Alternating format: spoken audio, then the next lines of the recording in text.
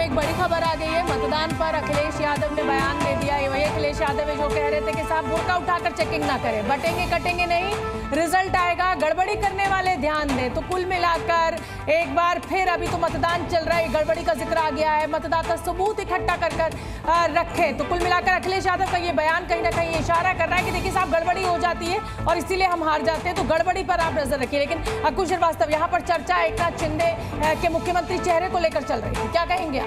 देखिए, जहां तक एकनाथ शिंदे का सवाल है, मुझे लगता है कि भारतीय जनता पार्टी चाहे कैसी भी स्थिति में हो, शिंदे को साथ रखना चाहेगी। और अगर ऐसी स्थिति में आती है कि सरकार बनाई जाए तो शिंदे का चेहरा ही आगे करना चाहेगी, क्योंकि उसको लगता है कि शिंदे के सहारे उद्धव ठाकरे की जो शिवसेना है उसको थोड़ा और 2 के 4, 4 के 8 किए जा सकते हैं। वो जो कुछ करना था, गटाटे जी भी कुछ कहना चाहते हैं। सुनील जी कुछ कहना चाहते हैं। बीजेपी ये मैटर धुंधला रखना चाहती है। धुंधला इसलिए कि भाई उनका आदमी हो जाए, तो कोई ऐसा नहीं करे कि भाई शिंदे जी को क्यों लाया गया, क्योंकि उनको सेना तोड़ के भाई हमने उनको ही चीफ मिनिस्टरशिप दी, ऐसा दिखाना था। अब हो गया, शिंदे जी का काम हो गया, वैसे अजित पवार का भी काम हो गया, तो वो अब दे आर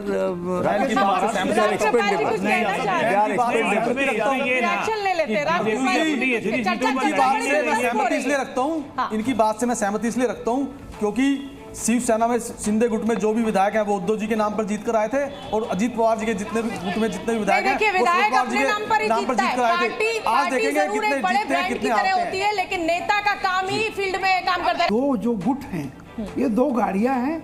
इन गाड़ियों में दिक्कत यह है कि एक पुर्जा इसमें गलत लग गया है और एक पुर्जा उसमें गलत लग गया है।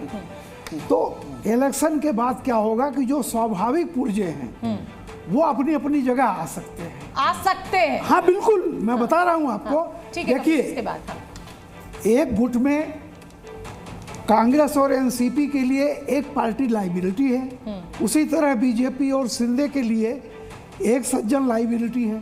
अब आप समझ सकते होंगे। अजित पवार वहाँ बिल्कुल गलत जगह पे जुड़ गए हैं। गाड़ी चलती है तो आवाज आती है, और इधर उद्धव ठाकरे जुड़ गए हैं, आवाज आती है।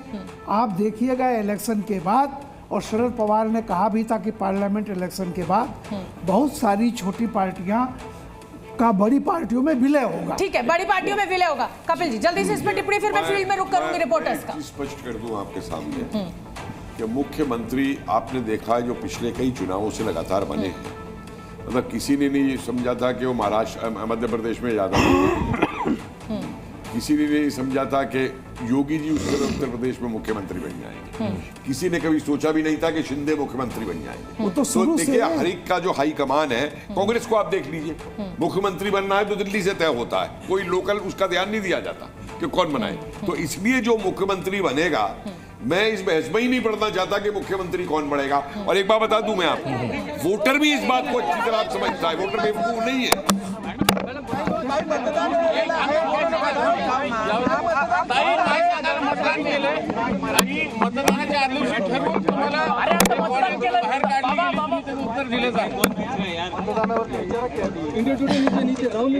काय प्रश्न आहे, मी उत्तर देते, सांगा।